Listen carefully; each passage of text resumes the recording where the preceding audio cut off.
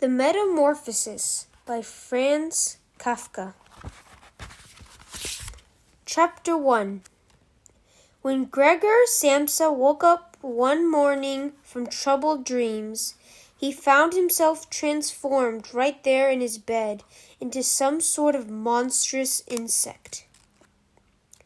He was laying on his back, which was hard, like a carapace, and when he raised his head a little, he saw his curved brown belly segmented by rigid arches atop which the blanket, already slipping, was just barely managing to cling. His many legs, pitifully thin compared to the rest of him, waved helplessly before his eyes. "What in the world has happened to me?" he thought. It was no dream. His room, a proper human room, if admittedly rather too small, lay peacefully between the four familiar walls. Above the table, where an unpacked collection of clothes samples was arranged, Samsa was a traveling salesman, hung the picture he had recently clipped from a glossy magazine and placed in an attractive gilt frame. The picture showed a lady in a fur hat and fur boa who sat erect, holding out to the viewer a heavy fur muff, in which her entire forearm had vanished. Gregor's gaze then shifted to the window, where the bleak weather, raindrops could be heard striking the metal sill, made him feel quite melancholy. What if I just go back to sleep for a little while and forget all this foolishness, he thought. But this proved utterly impossible, for it was his habit to sleep on his right side, and in his present state he was unable to assume this position. No matter how forcefully he thrust himself onto his side, he kept rolling back. Perhaps 100 times he attempted, closing his eyes so as not to have to see those struggling legs, and relented only when he began to feel a faint dull ache in his side, unlike anything he'd ever felt before. Good Lord, he thought, what an exhausting profession I've chosen. Day in and day out on the road. Work like this is far more unsettling than business conducted at home. And then I have the agony of traveling itself to contend with, worrying about train connections, the irregular, unplateable meals, and human intercourse that is constantly changing, never developing the least constancy or warmth. Devil take it all! He felt a faint itch high up on his belly, still on his back. He laboriously edged himself over to the bedpost so he could raise his head more easily. I identified the site of the itch, a cluster of tiny white dots he was unable to judge, and wanted to probe the spot with a leg, but drew it back again at once, for the touch sent cold shivers rippling through him. He slid back into his earlier position. All this early rising, he thought, is enough to make one soft in the head. Human beings need their sleep. Other traveling salesmen live like harem girls. When I go back to the boarding house, for example, to copy out the morning's commission, why these gentlemen may still be sitting at breakfast. I'd like to see my boss's face if I tried that sometime. He'd can me on the spot. Although, who knows? Maybe that would be the best thing for me. If I didn't have to hold back for my parents' sake, I'd have given notice long ago. I'd have marched right up to him and given him a piece of my mind. He had fallen right off his desk. And what an odd custom that is, perching high up atop one's elevated desk, and from this considerable height addressing one's employee down below, especially as the latter is obliged to stand quite close because his boss is hard of hearing. Well, all hope is not lost yet. As soon as I've saved up enough money to pay back what my parents owe him, another 5 or 6 years ought to be enough. I'll most definitely do just that. This will be the great parting of ways. For the time being, though, I've got to get up. My train leaves at 5. And he glanced over at the alarm clock ticking away atop the wardrobe. Heavenly Father, he thought. It was 6:30, and the clock's hands kept shifting calmly forward. In fact, the half hour had already passed. It was getting on towards 6:45. Could the alarm have failed to ring? Even from the bed, one could see it was properly set for 4 o'clock. It must have rung. Yes, but was it possible to sleep tranquilly through the furniture-shaking racket? Well, sleep hadn't been exactly tranquil, but no doubt that's why it had been so sound. But what should he do now? The next train was at 7 o'clock. To catch it, he would have to rush like a madman. And his sample case wasn't even packed yet. And he himself felt far from agile or alert. And even if he managed to catch the train, his boss was certain to unleash a thunderstorm of invective upon his head.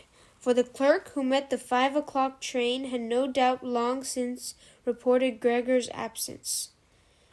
This clerk was the boss' underling, a creature devoid of backbone and wit. What if he called in sick?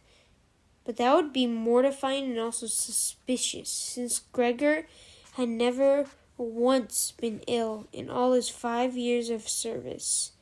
No doubt his boss would come calling with the company doctor, would reproach Gregor's parents for their son's laziness, silencing all objections by referring them to this doctor, in whose opinion there existed only healthy individuals unwilling to work. And would the doctor to be so terribly wrong in this instance? Aside from a mild drowsiness, that was certainly superfluous. After so many hours of sleep, Gregor felt perfectly fine. In fact, he was ravenous. While he was considering these matters with the greatest possible speed, yet still without managing to make up his mind to leave the bed, the clock was just striking 7:15. A timid knock came at the door at the head of his bed. "Gregor!" the voice called. It was his mother. "It's 7:15. Didn't you want to catch your train?" That gentle voice. Gregor flinched when he heard his own in response. It was unmistakably his old voice, but now it had been infiltrated as if from below by a tortured peeping sound that was impossible to suppress, leaving each word intact, comprehensible, but only for an instant before so completely annihilating it as it continued to reverberate that a person could not tell for sure whether his ears were deceiving him. Gregor had meant to give a proper response, explaining everything, but under the circumstances he limited himself to saying, "Yes, thank you, Mother, I'm just getting up." Because of the wooden door, the change in Gregor's voice appeared not to be noticeable from the other side, for his mother was reassured by his response and shuffled off. But their brief conversation had alerted the other family members that Gregor was unexpectedly still at home, and already his father was knocking at one of the room's side doors softly, but with his fist. "Gregor! Gregor!" he called. "What's the problem?" And after a short while he repeated his question in a deeper register, "Gregor! Gregor!" Meanwhile, at the other side door came his sister's faint lament. "Gregor, are you unwell? Do you need anything?" "Just a second," Gregor answered in both directions at once, making an effort by initiating as clearly as possible and inserting long pauses between the individual words to remove anything conspicuous from his voice. And in fact, his father returned to his breakfast, but his sister whispered, "Gregor, open the door, I implore you." But Gregor had no intention of opening the door. He praised the cautious habit he had acquired while traveling of locking all his doors at night, even at home. First he would get up calmly and undisturbed.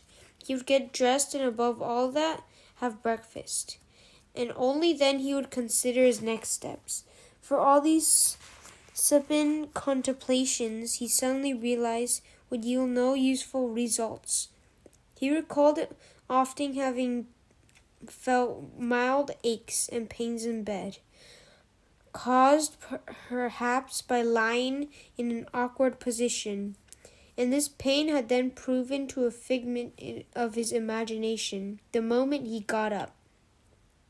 He was curious to see how this morning's imagination would gradually fade.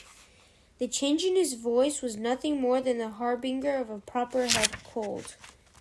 As occupational hazard among traveling salesmen, this he doubted not in the least. It was simple enough to rid himself of the blanket. He needed only puff himself up a bit, and it fell right off. But the rest proved difficult, not least because he was so extremely wide. He would not have needed arms and hands to prop himself up, but instead, all he had were these many little legs, variously in motion, that he was unable to control.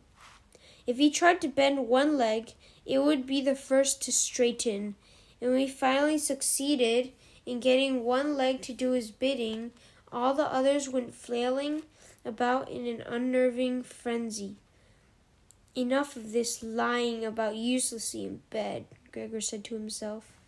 At first he tried to maneuver the lower part of his body out of the bed, but this lower part, which, by the way, he had not yet seen and couldn't properly imagine, proved too unwieldy. It all went so slowly, and when at last, half mad with impatience, he thrust himself recklessly forward with all his strength, it was in the wrong position, and he slammed it against the lower bedpost. The throbbing pain he felt instructed him that for now at least the lower part of his body was perhaps the most sensitive. So he decided to try leading instead with his upper body and carefully twisted his head toward the edge of the bed. This was easily accomplished, and in the end, despite his width and weight, the mass of his body slowly followed the turning of his head. But once his head was dangling in midair outside the bed, he was afraid to keep shifting forward like this, since if eventually he had to let himself fall in this position, it would be practically a miracle if his head had escaped injury. And right now he had to keep his wits about him at all costs, even if it meant staying where he was.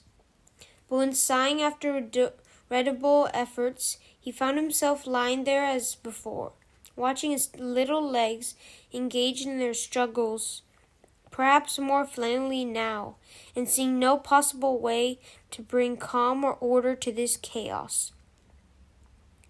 He told himself once more that he could not possibly remain lying here any longer, and that the most sensible thing would be to sacrifice anything and everything as long as there remained even the slightest hope of liberating himself from the bed. Simultaneously, though, he continued to remind himself that calm consideration, indeed, The calmest consideration was far preferable to resolution seized on its despair. At such moments he fixed his eyes as sharply as possible on the window, but regrettably the view of the morning fog, which veiled even the far side of the narrow street, offered by a little optimism and good spirit. 7 o'clock already, he said to himself as the clock struck one more. Already 7 in such a dense fog. And for a little he lay there quietly, his breathing shallow in the expectations. Perhaps that the perfectly silence might possibly restore the real and ordinary state of things. Then he said to himself, before it strikes 7:15, I must absolutely have got myself completely out of bed. Besides, by then someone will have come from the office to inquire me, as the office opens before 7. And he now set himself to rocking his bed out of the bed as evenly as possible, along with his entire length. If he allowed himself to fall from the bed like this, his head, which he intended to lift up cleanly as he fell, would in all likelihood remain unharmed. His back seemed to be hard. Surely it would sustain no damage as he fell to the rug. His greatest concern was what to do about the loud crash that would clearly result, no doubt calling forth or terror, perhaps, but certainly alarm behind each door. None the less, it would have been ventured. By the time Gregor was already protruding halfway out of the bed, this new method was more a game than a struggle. All he had to do was keep rocking sideways a little at a time. It occurred to him how simple things would be if only someone had come to his aid. 2 strong individuals. He was thinking of his father, and the maidservant would suffice. All they had to do was slip their arms beneath his curved back to scoop him out of bed, then crouch down with their burden and wait patiently for him to flip himself over onto the floor, where he hoped those tiny legs of his would take on some meaning. But even aside from the fact that the doors were locked, should he really call for help? Despite his distress, he couldn't help smiling at the thought. Already he reached the point where the vigorous rocking motion was making it almost impossible for him to keep his balance, and soon he would have to make up his mind and take the plunge. For 7:15 was only 5 minutes. When the front doorbell rang, "It's someone from the office," he said to himself, and nearly froze while his little legs went on scrambling all the more frantically. For a moment all was still. "They won't answer," Gregor said to himself, caught up in some deluded hope. But then, of course, as always, the maid strode resolutely to the door and opened it. Gregor needed only hear the visitor's first words of greeting to know who it was. The general manager himself. Why, oh why was Gregor condemned to serve in a firm where even the most negligible falling short was enough to arouse the greatest possible suspicion? Was every last one of the firm's employees a scoundrel? Was there not a single loyal, devoted soul among them who would be driven mad by pangs of consciousness should he fail to make the best possible use of even just a few morning hours for his employer's benefit, such that his guilt would render him virtually incapable of rising from his bed? Would it really not have sufficed to send an apprentice to inquire, if indeed such inquiries were necessary at all?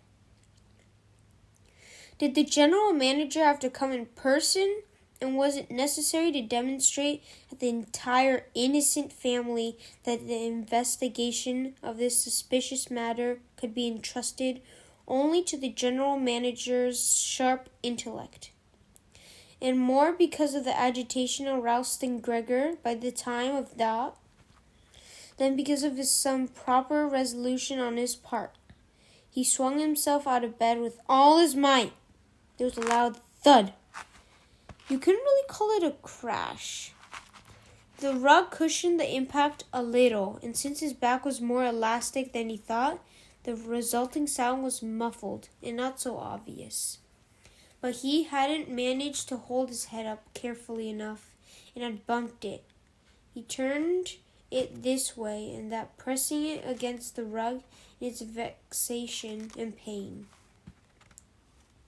Something just fell in there, the general manager now said in the room on the left.